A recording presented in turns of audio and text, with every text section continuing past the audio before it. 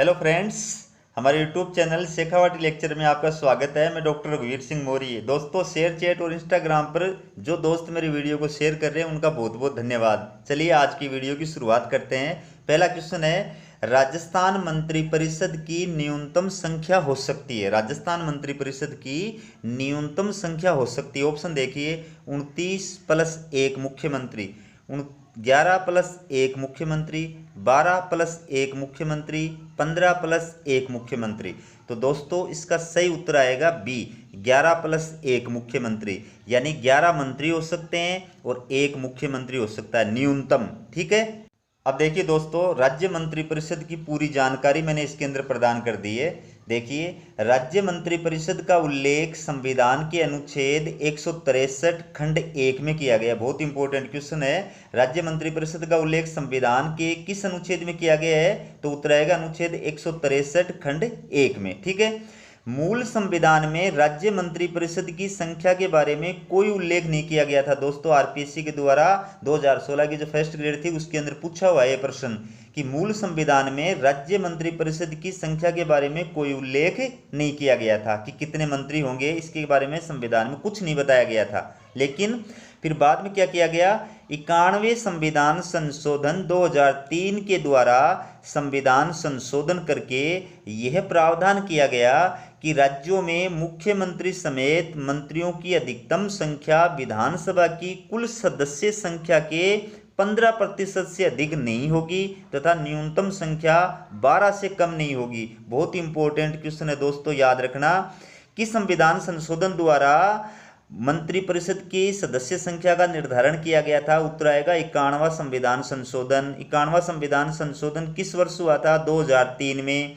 राज्य मंत्रिपरिषद की अधिकतम सदस्य संख्या कितनी हो सकती है? तो इसका उत्तर आएगा विधानसभा की कुल सदस्य संख्या का 15%। जैसे राजस्थान विधानसभा के अंदर 200 सदस्य हैं, 200 सीटें हैं। ठीक है। तो इसमें सदस्य संख्या कितनी होगी? राजस्थान विधानसभा के अंदर मंत्रिपरिषद की अधिकतम संख्या कितनी होगी? ये सदस्य संख्या होगी 30। यानी 29 मंत्री होंगे प्लस 1 मुख्यमंत्री होगा। इस प्रकार से अधिकतम 30 मंत्री होंगे और न्यूनतम कितनी होगी? 12। यानी 11 मंत्री होंगे और 1 मुख्यमंत्री होगा। ठीक है। तो नीचे देखिए, राजस्थान में मंत्रिपरिषद की न्यूनतम संख्या 11 मंत्री प्लस 1 मुख्यमंत्री हो सकता है और अधिकतम सदस्य संख्या 29 मंत्री प्लस 1 मुख्यमंत्री हो सकता है। तो दोस्तों, कितनी अच्छी जानकारी मैंने आपको प्रदान की है। शायद इससे पहले आपको इस चीज़ का पता नहीं होगा। अब अगला क्वेश्चन देखिए, भारतीय न्याय व्यवस्था में जनहित याचिका के प्रारंभ के समय भारत में मुख्य न्यायाधीश कौन थे? याद रखना, जनहित याचिका के प्रारंभ के समय भारत में मुख्य न्यायाधीश कौन थे? ऑप्शन देखिए, AM अहमदी, M हिदायतुल्ला या AS आनंद या PN भगवती। तो दोस्तों इसका सही उत्तर होगा डी, PN भगवती। जनहित याचिका के प्रारंभ के समय भारत के मुख्य न्यायाधीश थे PN भगवती। अब देखिए दोस्तों, जनहित याचिका के बारे में मैंने पूरी जानकारी इसमें प्रदान कर दी है। देखिए आप, जनहित याचिका की अवधारणा की उत्पत्ति एवं विकास सर्वप्रथम 1960 के दशक में अमेरिका में हुआ था। याद रखना, जनहित याचिका की जो अवधारणा है ये सबसे पहले कहाँ पर उत्पन्न हुई थी, कहाँ पर विकसित हुई थी? अमेरिका के अंदर 1960 के दशक में। ठीक है। अब बात करें भारत की। भारत में जनहित याचिका की शुरुआत 1980 के दशक में हुई थी। याद रखना, भारत में जनहित याचिका की शुरुआत किस दशक में हुई थी? 1980 के दशक में। जनहित याचिका को इंग्लिश में बोलते हैं PIL और PIL का फुल फॉर्म होता है public interest litigation. Public interest litigation यानी जनहित याचिका। ठीक है।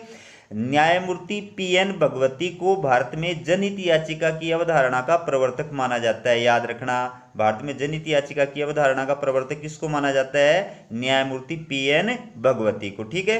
भारत में जनहित याचिका की शुरुआत भागलपुर बिहार जेल में विचाराधीन बंदी रखे गए कैदियों से हुई थी। बहुत इंपॉर्टेंट है, याद रखना अच्छी तरह कि भारत में जनहित याचिका की शुरुआत कहाँ से हुई थी? बिहार की जेल थी भागलपुर, वहाँ पर जेलों को विचाराधीन कैदी के रूप में रखा गया था और कई वर्षों तक वो कैदी जेल में रह रहे थे, उनके ऊपर कोई कार्रवाई कोई सुनवाई नहीं हो रही थी। तो उस मामले को जो है जनहित याचिका के तहत उठाया गया था। नीचे देखिए, सर्वप्रथम एडवोकेट श्रीमती हिंगो रानी ने अनुच्छेद 32 के तहत उनके मामलों को जनहित याचिका के तहत सर्वोच्च न्यायालय में उठाया था। याद रखना, किस एडवोकेट ने सर्वप्रथम जनहित याचिका के तहत केस जो है रजिस्टर किया था, उसका नाम है हिंगो रानी, एडवोकेट श्रीमती हिंगो रानी। अब देखिए, जनहित याचिका यानी PIL का मतलब क्या होता है वो देखिए आप। देखिए, ऐसे व्यक्ति या व्यक्तियों के समूह है जो निर्धनता, अज्ञानता अथवा सामाजिक आर्थिक रूप से प्रतिकूल दशाओं के कारण अपने मूल अधिकारों की रक्षा के लिए स्वयं न्यायालय में जाने में असमर्थ होते हैं। उनके मूल अधिकारों की रक्षा के लिए कोई भी व्यक्ति या संगठन न्यायालय में प्रार्थना पत्र प्रस्तुत कर सकता है। इसे जनहित याचिका कहा जाता है। समझ गए आप अच्छी तरह कि पहले क्या था कि जिस व्यक्ति के मूल अधिकारों का हनन होता था वही व्यक्ति कोर्ट में जाता था, शिकायत करता था, केस करता था, ठीक है, और कोर्ट उसके मामलों की सुनवाई करता था। लेकिन जनहित याचिका में क्या होता है कि कई आदमी जो होते हैं इतने गरीब होते हैं, आर्थिक दृष्टि से वो इसी स्थिति में नहीं होते हैं कि केस करें, ठीक है, या कई इस प्रकार के व्यक्ति होते हैं जिनको डरा दिया जाता है, धमका दिया जाता है, या वो डर जाते हैं। तो ऐसे व्यक्तियों को, ऐसी महिलाओं को जो विधवा होती हैं, जिनका कोई देख रेख करने वाला नहीं होता है, ठीक है, तो ऐसे व्यक्तियों को जो है उनका हक दिलाने के लिए, उनके अधिकारों की रक्षा करने के लिए कोई भी व्यक्ति जो है वो आगे आ सकता है, या कोई भी संगठन संस्था आगे आ सकती है और कोर्ट में उनके फेवर में जो है प्रार्थना पत्र दायर कर सकती है। तो कोर्ट उसको सुनने से इनकार नहीं कर सकता, ठीक है। इसके अलावा कोर्ट स्वयं भी समाचार पत्रों या मीडिया में प्रकाशित खबरों को आधार बनाकर यानी PIL मानकर जनहित से जुड़े मुद्दों पर स्वयं संज्ञान लेकर संबंधित पक्षों को नोटिस जारी कर सकता है। इसके अलावा क्या होता है कि जैसे मान लो अखबार के अंदर कोई इस प्रकार की घटना का प्रकाशन किया गया है, या टीवी चैनलों के अंदर कोई इस प्रकार की घटना दिखाई गई है जो मूल अधिकारों के हनन से जुड़ी हुई है, और जहाँ पर किसी को दबाया गया है, तो उस घटना को, समाचार को, रिपोर्ट को आधार बना करके कोर्ट खुद उस पर प्रसंज्ञान ले सकता है, खुद उसको जो है PIL मान सकता है और उस पर प्रसंज्ञान लेकर के संबंधित पक्षों को जो है नोटिस जारी कर सकता है। अगला क्वेश्चन देखिए दोस्तों, एक तरफ कैलेंडर दे रखा है और दूसरी तरफ वो कैलेंडर जो है किस संवत में प्रारंभ हुआ था वो दे रखा है, ठीक है। तो आपको इनको सही सुमेलित करना है, ठीक है, और फिर ऑप्शन दिए हुए उन ऑप्शनों में बताना है कि कौन सा ऑप्शन सही है। अब देखिए कैलेंडर, सबसे पहले शक संवत। तो शक संवत का प्रारंभ कब हुआ था दोस्तों? शक संवत का प्रारंभ जो है 78 ईस्वी में हुआ था, यानी इसका कब कौन सा आएगा? चौथा ऑप्शन आएगा। फिर है विक्रम संवत। विक्रम संवत का प्रारंभ 57 ईस्वी में हुआ था, यानी इसका थर्ड आएगा। फिर हिजरी संवत। हिजरी संवत का प्रारंभ हुआ था 622 ईस्वी में, यानी इसका फर्स्ट आ जाएगा। और गुप्त संवत का प्रारंभ हुआ था 319 ईस्वी में, यानी इसका सेकंड आ जाएगा। तो इसका सही जो उत्तर होगा वो होगा चौथा, तीसरा, पहला और दूसरा नहीं, 2 नंबर वाला जो है ना, ये इसका सही उत्तर है। अब देखिए दोस्तों, इन चारों संवतों के बारे में पूरी जानकारी देखिए। गुप्त संवत, इस संवत का प्रारंभ 319 ईस्वी में हुआ था। गुप्त संवत का प्रारंभ कब हुआ था? 319 ईस्वी में। दूसरी बात, ये संवत गुप्त वंश के शासनकाल में चंद्रगुप्त मौर्य के राज्यारोहण के उपलक्ष्य में प्रारंभ किया गया था। गुप्त संवत किसने चलाया था? चंद्रगुप्त मौर्य ने। किस उपलक्ष्य में? राज्यारोहण के उपलक्ष्य में। या गुप्त संवत का प्रारंभ किस वंश के शासनकाल में हुआ था? तो उत्तर आ जाएगा गुप्त वंश, ठीक है। अगली देखिए शक संवत। देखिए इस संवत का प्रारंभ 78 ईस्वी में किया गया था। शक संवत का प्रारंभ कब हुआ था? 78 ईस्वी में। फिर है इस संवत का प्रारंभ कुषाण वंश के प्रतापी शासक कनिष्क द्वारा कुषाण साम्राज्य की गद्दी पर बैठने के उपलक्ष्य में किया गया था। याद रखना अच्छी तरह। शक संवत किसने चलाया था? कुषाण शासक कनिष्क ने, कुषाण वंश के सम्राट कनिष्क के द्वारा किस उपलक्ष्य में? अपने द्वारा राज्यारोहण गद्दी ग्रहण करने के उपलक्ष्य में। फिर है गुप्त संवत व शक संवत में 241 वर्षों का अंतर पाया जाता है। याद रखना, गुप्त संवत और शक संवत में 241 वर्षों का अंतर पाया जाता है। इसके बाद देखिए विक्रम संवत, ठीक है। इस संवत का प्रारंभ गुप्त वंश के शासनकाल में 57 ईस्वी में चंद्रगुप्त द्वितीय, जिसे चंद्रगुप्त विक्रमादित्य के नाम से जाना जाता है, के द्वारा किया गया था। याद रखना, विक्रम संवत का प्रारंभ किस वंश के शासनकाल में हुआ था? गुप्त वंश के शासनकाल में। कब हुआ था? 57 ईस्वी में हुआ था। किसके द्वारा प्रारंभ किया गया था? चंद्रगुप्त द्वितीय के द्वारा प्रारंभ किया गया था, या चंद्रगुप्त विक्रमादित्य। चंद्रगुप्त द्वितीय का इतिहास में जो है चंद्रगुप्त विक्रमादित्य नाम से वो जाने जाते हैं। फिर है, इस संवत का प्रारंभ चैत्र मास के शुक्ल पक्ष की प्रथम तिथि से होता है। चैत्र मास के शुक्ल पक्ष की प्रथम तिथि से, यानी अपना हिंदुओं का जो कैलेंडर है वो इसी संवत पर आधारित है। और हिंदू कैलेंडर के अंदर पहला जो महीना आता है वो कौन सा आता है? चैत्र मास आता है पहला। तो चैत्र मास के शुक्ल पक्ष की प्रथम तिथि से विक्रम संवत का प्रारंभ माना जाता है। और भारत में हिंदू कैलेंडर इसी संवत पर आधारित है। फिर है हिजरी संवत। देखिए, इस संवत का प्रारंभ 622 ईस्वी में हुआ था। याद रखना, हिजरी संवत का प्रारंभ कब हुआ था? 622 ईस्वी में। फिर 622 में इस्लाम धर्म के प्रवर्तक मोहम्मद साहब द्वारा मक्का छोड़कर मदीना जाने की घटना, जिसे हिजरत कहा जाता है, कि दिन से इस संवत का प्रारंभ माना जाता है। याद रखना, पहली बात तो हिजरत किसे कहते हैं? हिजरत का मतलब था कि मोहम्मद साहब मक्का छोड़ के मदीना गए थे, उस घटना को हिजरत कहा जाता है। कब गए थे? 622 में गए थे। ठीक है। उसके बाद इस घटना के उपलक्ष्य में, ठीक है, क्या हिजरत संवत का प्रारंभ हुआ था।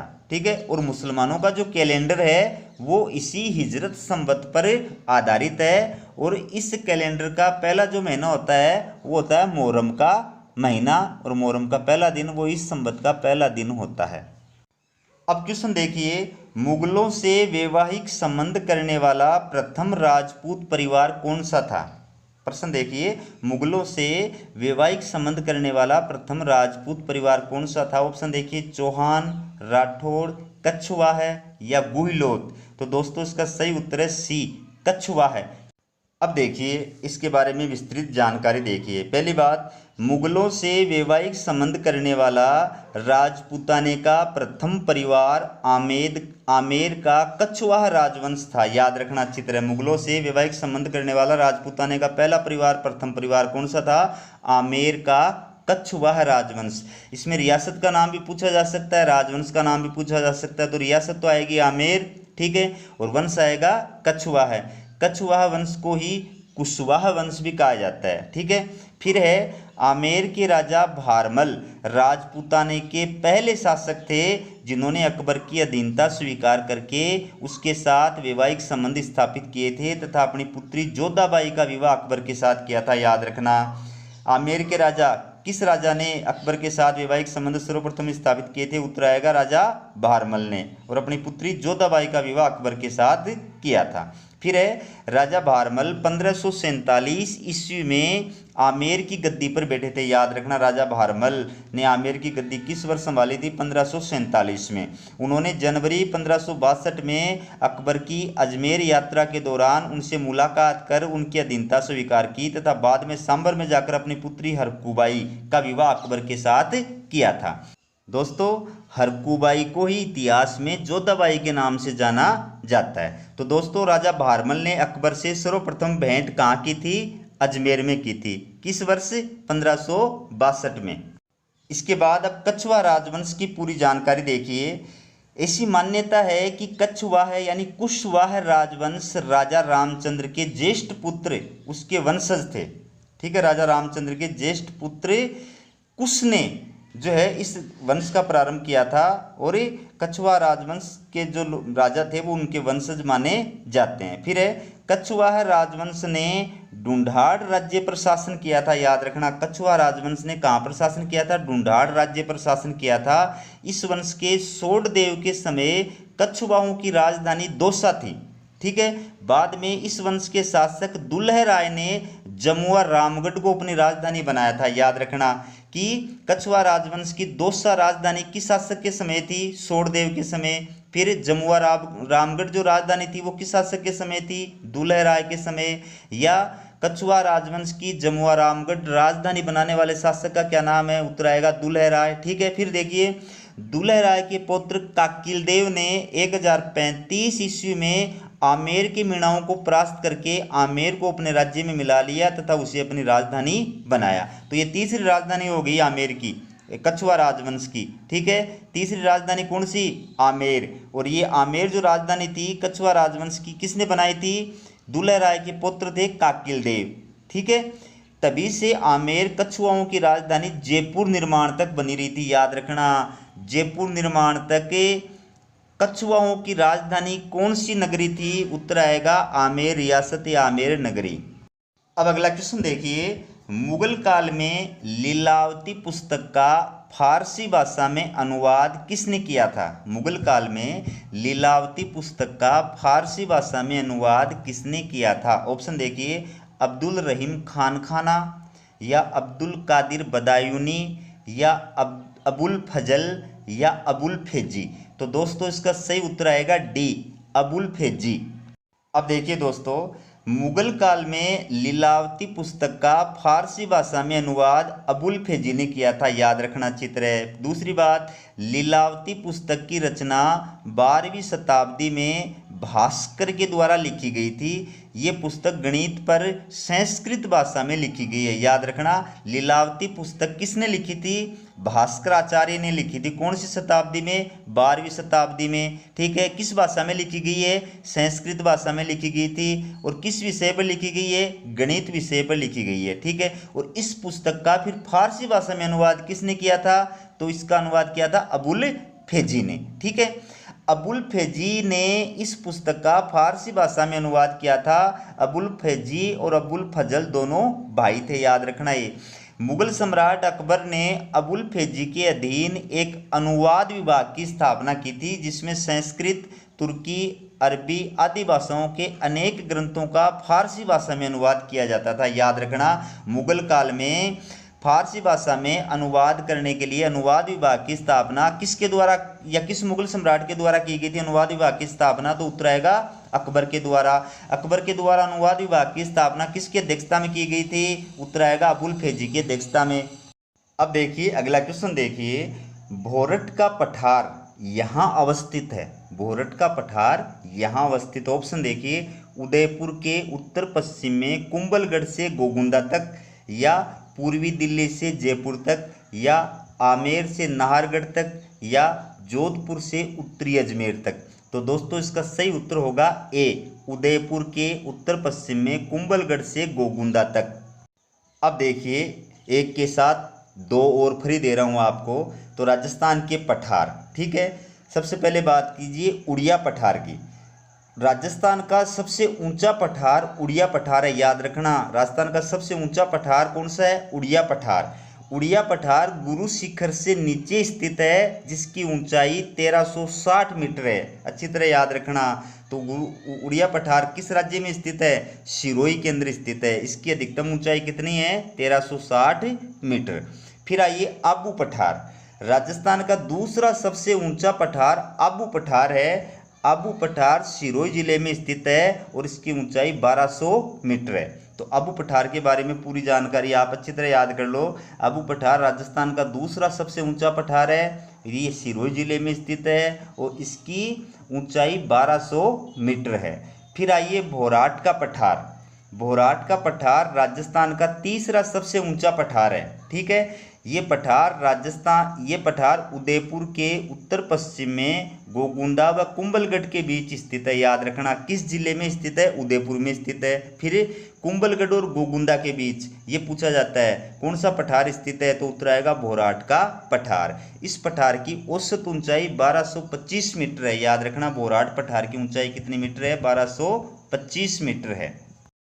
अब अगला क्वेश्चन देखिए, 2011 की जनगणना के अनुसार निम्नलिखित में से किन जिलों के समूह में सबसे कम महिला साक्षरता दर अंकित की गई है? सबसे कम महिला साक्षरता दर वाले ये 4 जिले हैं। आपको बताना है कौन से ऑप्शन का जो है वो सही है। ऑप्शन देखिए, पहला जैसलमेर, सिरोही, जालोर, चित्तौड़गढ़। दूसरा जैसलमेर, सिरोही, बांसवाड़ा, जालोर। तीसरा जैसलमेर, सिरोही, जालोर, बांसवाड़ा। और लास्ट का है जैसलमेर, सिरोही, बाड़मेर, सवाई माधोपुर। तो दोस्तों इसका सही उत्तर होगा डी, जैसलमेर, सिरोही, बाड़मेर, सवाई माधोपुर। अब देखिए दोस्तों, 2011 की जनगणना के अनुसार राजस्थान में जो साक्षरता के आंकड़े हैं वो पूरे मैंने इसमें लिख दिए। अपने 25 साल के एक्सपीरियंस के आधार पर बता रहा हूँ मैं कि इन आंकड़ों में से ही क्वेश्चन आते हैं दोस्तों एग्जाम के अंदर। तो शुरुआत करते, देखिए जनगणना 2011 के अनुसार साक्षरता की दृष्टि से भारत में राजस्थान का 26वां स्थान है, याद रखना। साक्षरता की दृष्टि से भारत में राजस्थान का कौन सा स्थान है? 26वां स्थान है। फिर जनगणना 2011 के अनुसार राजस्थान में साक्षरता की स्थिति देखिए, तो राजस्थान में कुल साक्षरता दर तो कितनी प्रतिशत है? वो तो आएगा 66.11%। राजस्थान में कुल साक्षरता कितनी दर है? 66.11%। अरे पुरुष साक्षरता कितनी है? 79.2%। और महिला साक्षरता कितनी है? 52.1%। तो ज़्यादातर क्वेश्चन दोस्तों इन्हीं में से आते हैं, याद रखना अच्छी तरह। फिर 2011 की जनगणना के अनुसार राजस्थान में, अब देखिए सर्वाधिक साक्षरता वाला जिला कौन सा है? कोटा। सर्वाधिक महिला साक्षरता वाला जिला कौन सा है? कोटा। न्यूनतम महिला साक्षरता वाला जिला कौन सा है? जालोर। और न्यूनतम साक्षरता वाला जिला कौन सा है? जालोर। और न्यूनतम महिला साक्षरता वाला जिला कौन सा है? जालोर। तो ये भी बहुत इंपॉर्टेंट है दोस्तों एग्जाम की दृष्टि से, याद रखना कि सर्वाधिक साक्षरता वाला जिला कोटा है और सर्वाधिक महिला साक्षरता वाला जिला भी कोटा ही है। तो दो ही नाम याद रखो, कोटा और जालोर। तो सबसे कम साक्षरता पूछी जाएगी महिलाओं की, और राजस्थान की सबसे कम साक्षरता पूछी जाएगी तो किस जिले की? जालोर आएगा। और सबसे ज़्यादा साक्षरता वाला जिला पूछा जाए, चाहे सबसे ज़्यादा महिला साक्षरता वाला जिला पूछा जाए तो कौन सा आएगा? कोटा आएगा।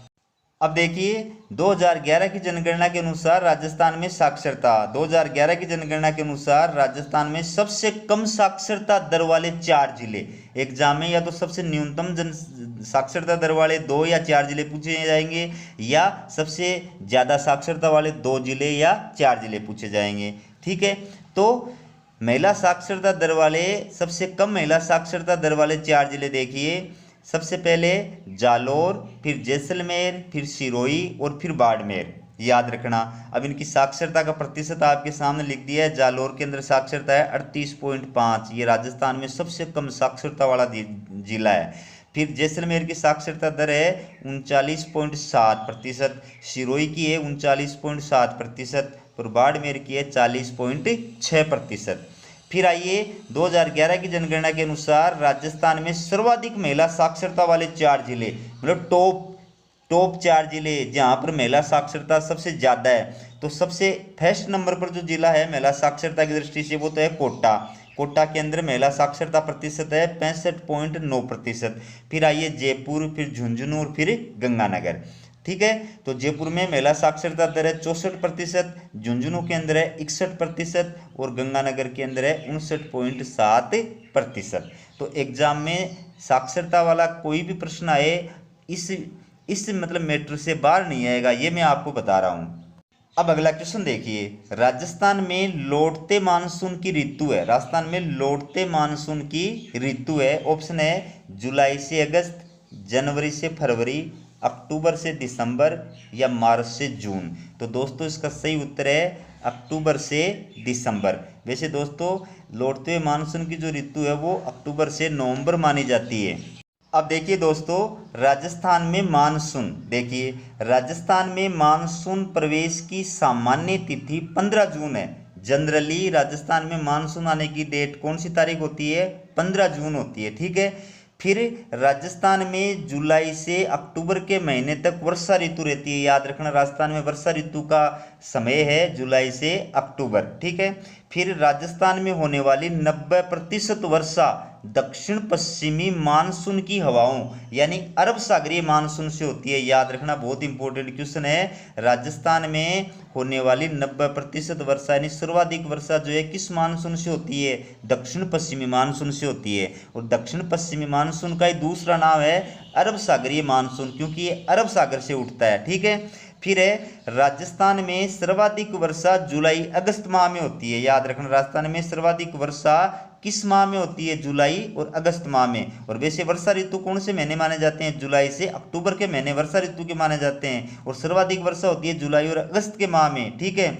हिंदी माह के अनुसार देखें तो कौन सा महीना आएगा? आषाढ़ और श्रावण। ठीक है, और यहाँ वार्षिक वर्षा का औसत 57.5 सेंटीमीटर होता है। याद रखना, राजस्थान में वार्षिक वर्षा का औसत कितना सेंटीमीटर है? 57.5 सेंटीमीटर। फिर है राजस्थान में अक्टूबर और नवंबर के महीने को लौटते हुए मानसून की ऋतु कहा जाता है। मानसून का प्रत्यावर्तन, जब मानसून वापिस जाने लगता है वो स्थिति जो होती है उसको बोलते हैं मानसून का प्रत्यावर्तन। तो वो कौन से माह होता है? अक्टूबर से नवंबर तक का। अब क्वेश्चन देखिए, वर्तमान राजस्थान राज्य विधानसभा में कितने सदस्य मनोनीत हैं? वर्तमान राजस्थान राज्य विधानसभा में कितने सदस्य मनोनीत है? ऑप्शन देखिए, एक भी नहीं, 2 या 3। तो दोस्तों इसका सही उत्तर है बी, एक भी नहीं।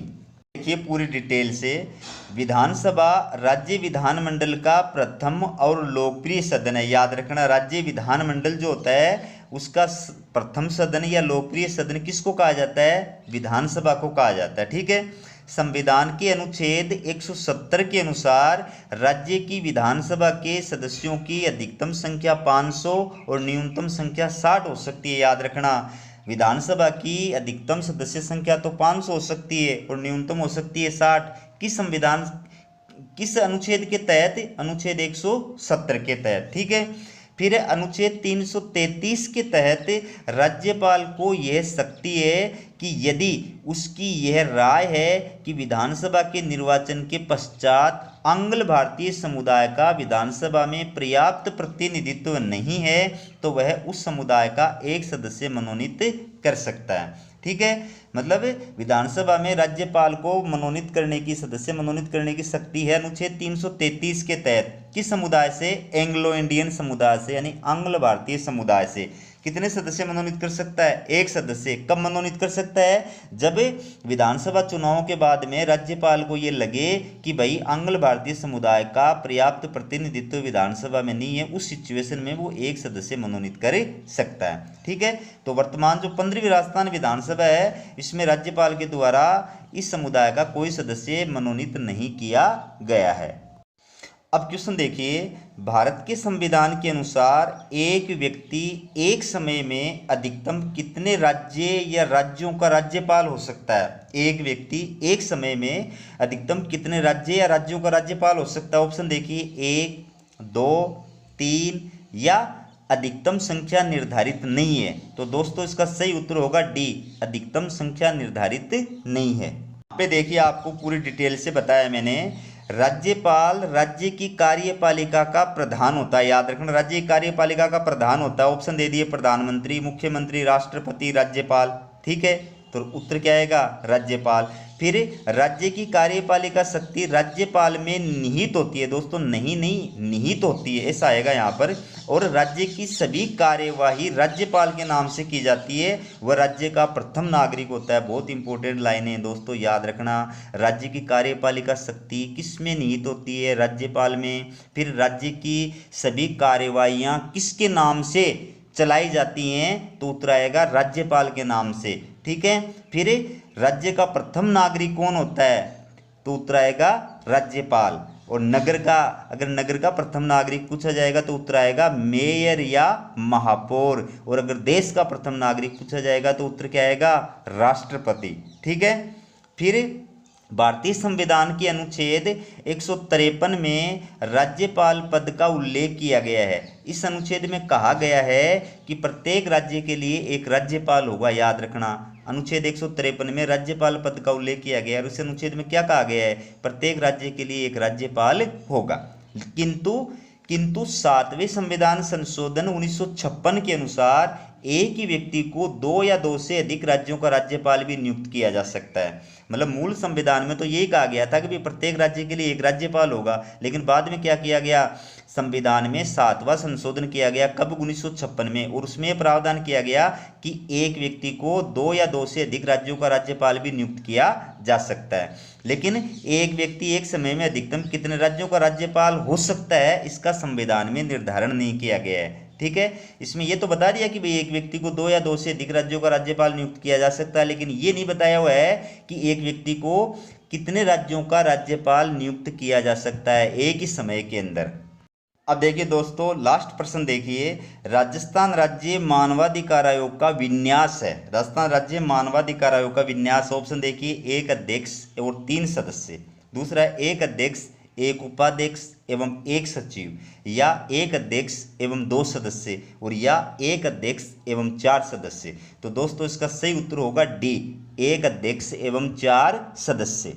ये दोस्तों पूरी जानकारी देखिए, राजस्थान राज्य मानवाधिकार आयोग का गठन मानवाधिकार संरक्षण अधिनियम 1993 की धारा 21 खंड 1 के तहत 18 जनवरी 1999 में किया गया था, लेकिन आयोग ने मार्च 2000 में विधिवत रूप से कार्य करना प्रारंभ किया था। दोस्तों ये पूरी लाइनें एग्जामों के अंदर क्वेश्चन के रूप में आई हुई हैं। पहला क्वेश्चन क्या बनता है, मानव अधिकार संरक्षण अधिनियम किस वर्ष पारित किया गया था, 1993 में। फिर राजस्थान राज्य मानवाधिकार आयोग का गठन कब हुआ था, 18 जनवरी 1999 को। फिर राजस्थान राज्य मानवाधिकार आयोग ने विधिवत रूप से कार्य करना कब प्रारंभ किया था, तो उत्तर आएगा मार्च 2000 के अंदर है। ठीक है, फिर देखिए, राजस्थान राज्य मानवाधिकार आयोग में एक अध्यक्ष तथा 4 सदस्यों का प्रावधान है। आयोग में 4 सदस्य इस प्रकार होते हैं। अब 4 सदस्य कौन हो सकते हैं वो देखिए, हाईकोर्ट का वर्तमान या सेवानिवृत्त न्यायाधीश, फिर है जिला न्यायालय का वर्तमान या सेवानिवृत्त न्यायाधीश। तो 2 तो ये सदस्य हो गए, और 2 कौन होंगे, 2 सदस्य उन व्यक्तियों में से नियुक्त किए जाते हैं जिन्हें मानव अधिकार संबंधी मामलों का विशेष ज्ञान और अनुभव होता है। ठीक है, तो इस प्रकार से टोटल 4 सदस्य होते हैं और एक अध्यक्ष होता है, और इनकी नियुक्ति एक हाई पावर कमेटी के द्वारा की जाती है। उस कमेटी के अध्यक्ष जो होते हैं वो मुख्यमंत्री होते हैं। ठीक है, तो दोस्तों मेरा ये वीडियो आपको कैसा लगा कमेंट करके ज़रूर बताएं। दोस्तों ये तो आप देख ही रहे हैं कि आपके लिए कितनी मेहनत से मैं वीडियो तैयार करता हूं, कितना मैटर कलेक्ट करता हूं। तो मेरा वीडियो जो है आप ज़्यादा से ज़्यादा शेयर करें ताकि बाकी विद्यार्थियों को भी इसका फ़ायदा मिल सके और मेरे को भी मोटिवेशन मिल सके और ज़्यादा मैं मेहनत करके आपके लिए वीडियो बना सकूँ। तो अगर हमारे चैनल को सब्सक्राइब नहीं किया है तो चैनल को सब्सक्राइब जरूर करें। वीडियो देखने के लिए आपका धन्यवाद।